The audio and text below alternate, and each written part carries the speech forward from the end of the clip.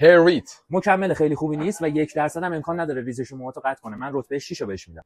هرتامین. هرتامین مکمل خیلی خوبیه ولی فقط برای قد رویش مو خوبه، یعنی قد موهاتون رو بلند میکنه و ساخت آمریکاست. فیکش هم تا دلت بخواد تو بازار پره. من رتبه 5 رو بهش میدم. فیتو. رضایت خیلی خوبی داشته، نسبت به هرتامین قوی‌تره، برای رویش مجدد مو فوق العاده است. ساخت کشور ایتالیاه و تا دلتون هم بخواد فیک داره داخل بازار، یعنی تشخیصش واسه ما هم خیلی سخته. توسیان. مکمل خیلی خوبیه، برای ریزش‌های هورمونی و ارسی فوق العاده است و رضایت خیلی بالایی هم داشته. من رتبه 3 رو بهش میدم و فیکش هم فعلا این روزا خیلی کمه. ساخت کشور ایتالیا هم است.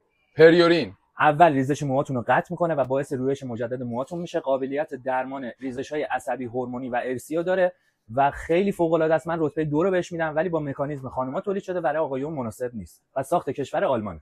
نورکرین. بهترین و کاملترین قرص‌های ضد ریزش دنیاست که حاصل 30 سال تجربه و تحقیقات پیشنهاد اکثر دکترای کاشت موه و ساخت کشور دانمارک برای آقایان و برای خانم‌ها به صورت جداگانه تولید شده و من بهش رتبه 1 رو میدم و با رضایت‌ترین مکمل رشد موه. اطلاعات هر کدوم از این مکمل‌ها هم خواستی برامون کامنت کن، براتون ارسال میشه.